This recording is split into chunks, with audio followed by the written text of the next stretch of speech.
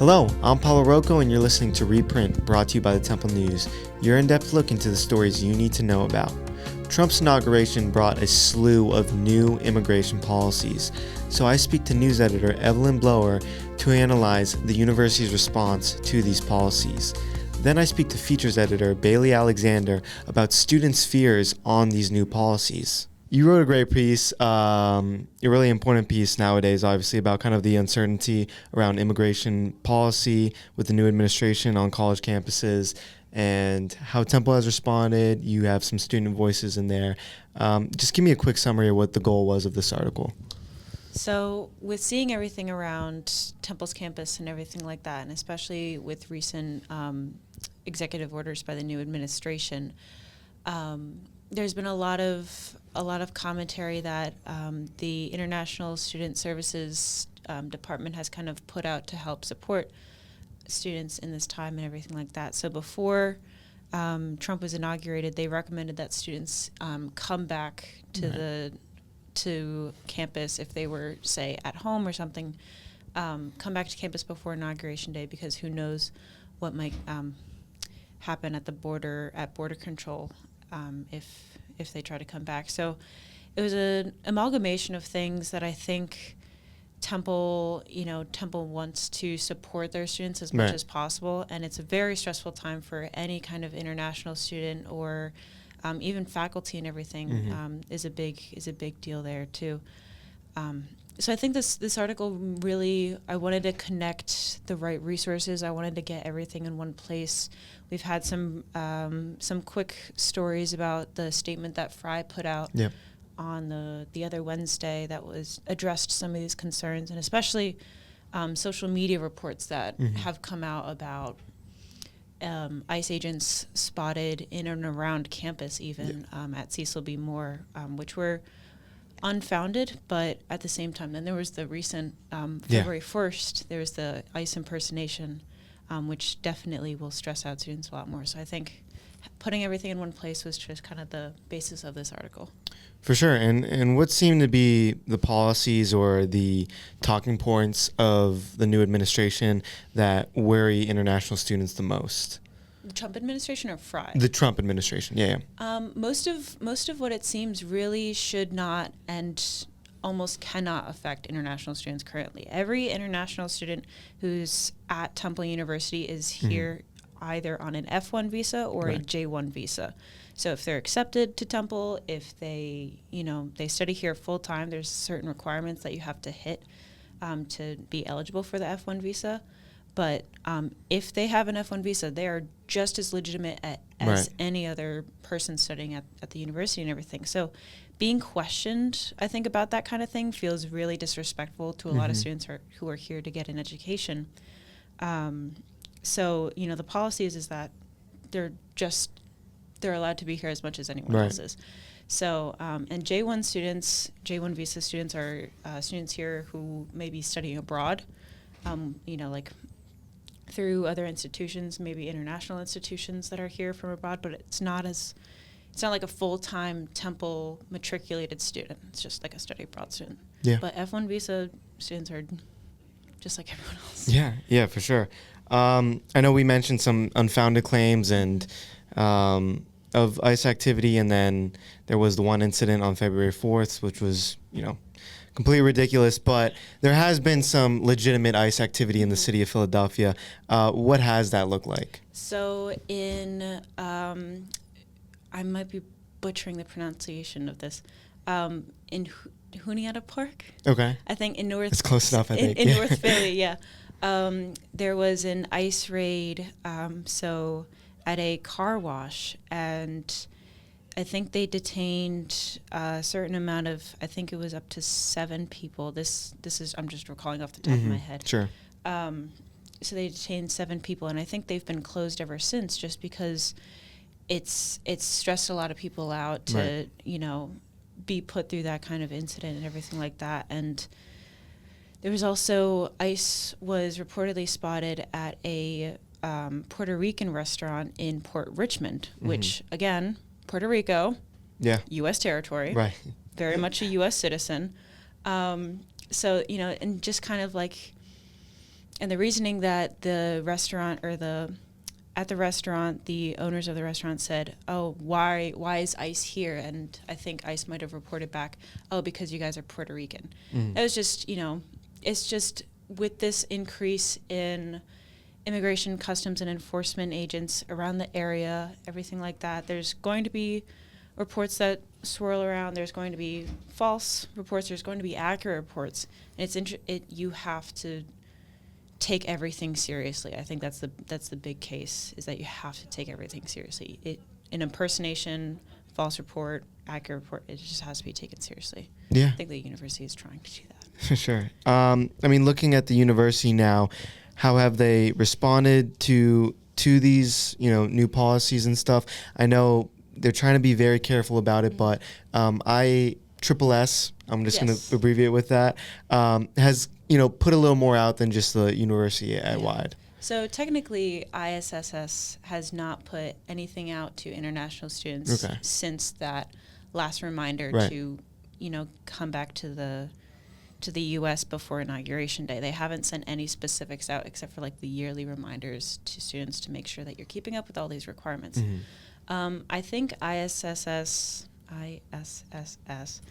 is kind of looking to be there if students have questions, but they did say that they're not going to comment on any kind of pending legislature, any kind of social media reports, just to avoid spreading misinformation and everything like that. So, and that seems to be the stance for the university, is just to, instead of speculation, work on what's actually going to affect students in the current, state of the world. Just try to comment on what's actually relevant to students, and seemingly they haven't found anything that relevant. But Temple does have a lot of resources and support for students through ISSS. Obviously, any international student can come up, ask questions. They're there for a reason, and they're, in my interactions with international students, everyone has had good things to comment about what ISSS has done. There's also, if any students are concerned, or faculty or employees, there's Temple Law has some clinics that are available for any kind of legal advice. University counsel is also available to talk. Obviously, not giving out legal services. That's not their job. But there are a lot of resources out at Temple for international students, and it's good to just be in contact with each other. I think a lot of students, said that either clubs or just having ISSS being there is really supportive. So I think Temple is just doing a lot. It doesn't really seem like that on the outside. Right, sure. But, yeah. Yeah, you mentioned a bunch of resources right there. Is there anything else maybe students should know about that if they're, kind of nervous about what's going on? Definitely look up trying to have red cards. I think Temple should, they're called red cards, and it's basically a list that you can, or a list of things that you can give to an ICE officer if they ask you anything. It just kind of says, I have my rights. The ACLU advises, don't talk to agents, don't say anything without a lawyer present, all these kind of stuff. Temple should really, this is more of my personal opinion, Temple should really push these resources out to students, because it's not even international students, it's anyone who's concerned either for themselves or for other people that they might be targeted for something. Know your rights if you are ever stopped by any kind of agent or officer of the law. Know what you can say, know what you don't have to say, and just know that there are a lot of people in the university, not just through ISSS or through anything like that. There's so many people who care about each and every student at the university. IDEAL, which is the institutional diversity, I'm going to butcher this. Equity and everything like that. Oh, man, it's escaping me right now. But there are so many people at this university, from international support down to just anyone who just cares. And I think looking forward to Temple putting out more information for international students and immigrants. But there's a lot of things that Temple students should be able to utilize, especially in the coming days and weeks. Now I speak to Features Editor Bayleh Alexander about students' fears on these new immigration policies. You wrote a story about a really impactful piece, honestly, kind of based around the story of unnamed person named G. Well, using the alias G. Yep. Yeah. About their story and their kind of fears around the new immigration policies of the Trump administration. Tell me about the reporting process of this. I mean, how difficult was it to find somebody to talk to about this? It was really difficult to find someone who could talk about this and someone who had this experience. It kind of felt like looking for a needle in a haystack. And I think it was difficult on the end of being a reporter because I don't want to cause anyone harm by my reporting. But I always have at the back of my mind, like, a journalist's job is to share stories, and to be silent out of fear isn't what our jobs are, and it's a learning curve to learn how to do it in an ethical way that protects who we're interviewing and also offers valuable information. So it took me a little while to get this interview, and once I did, it's probably my favorite interview I've done this entire year. It was really impactful, and they had a lot to say, and I asked, I was like, how do you want me to go about publishing this? Like, I don't want to out you or your family. And they were like, no, I'm so, like, thrilled that you get to share this story. And I told them that we'd just use a pseudonym, and that's how we would publish it. And it worked out really well. I think it's going to be a great piece. That's great. I mean, is this, say as much as you'd like, but is this kind of like the only person that you found that was, willing to speak to you, or were there people that were kind of iffy about it, maybe on the fence? Yeah, I think in this situation where they had a family member who's undocumented, that's the only person I could even find who had this story to share on, like, I did this in a week. Yeah. So that's, like, the only person I could really find who had this perspective. And then I talked to other students as well, who could be named because they don't fear their documentation status in the United States. Sure. But yeah, this was the only student that I could find that would go on the record about their situation. Yeah. I mean, the people that you talk to, what seems to be the main fears among people? I think obviously there's the fear that if you have family that's undocumented, if you're undocumented, that Trump's policies are ruthless in the sense that they have outwardly warned, like, we will find you and we will deport you. Yeah. And I think that is the fear for undocumented citizens. But I think, like, for a general fear, it just creates, like, this tumultuous and toxic culture in the United States where people are now going into hiding, and people now, even students like myself, like, I don't have to worry about being deported, but my peers and my community are struggling. And I think that is something that's weighing on a lot of students' minds, are how can we protect each other, and what power do we have in this, and what rights do we have in this? And even Temple News published yesterday, and we got that email about the students who were impersonating ICE figures. And I think we're going to start seeing more and more stories like that. So it's, yes, like, the actual fear of deportation, and also, like, the fear of, like, what America's political climate is going to look like. And the fact that it's already on Temple's campus, and, like, these impacts are starting on Temple's campus, I think is a big fear among everyone I interviewed. Sure. Looking specifically at G's story, what parts of it do you think speak more broadly about the experience of, people dealing with this, Yeah, I think it's kind of a common tale of, some people in my family have their documents and some don't. Yeah. I think in G's specific circumstance, they kind of tell this tale of kind of like that American dream, and I'm coming to America. They were in Argentina. And they said, this wasn't something that I included in the article, but they said on the record that, Argentina, like, Americans, you can just go out and buy a pair of shoes, and that's, like, part of your salary. But in Argentina, it was like a once a year type of thing where we got a pair of shoes. And they were like, all I've ever wanted was an education. And they had family. They had an aunt and uncle who live in Westchester. They've lived here for 20 years. So their aunt and uncle invited G and their mother to come live with them in search of higher education, and they found it, and they have all these scholarships, and they've created a real life for themselves. They are proud of their apartment and their cars and their education. And, although G might have their documents, if their mother doesn't, what does that leave them with? And I think it is this, like, really scary tale of, like, what might happen if families are ripped apart, that I think is, like, the reality of a lot of undocumented immigrants in America right now. Yeah, for sure. I'm not sure if you have any insight on this, but I kind of just thought of this off the top right now. Yeah. We already talked to Evelyn, before this about some of the resources that Temple are offering, some other helpful resources from the ACLU and orgs like that. I don't know if you have any insight on this, but what does it take maybe for someone that's dealing with a situation like this to really trust people offering resources enough to go to them?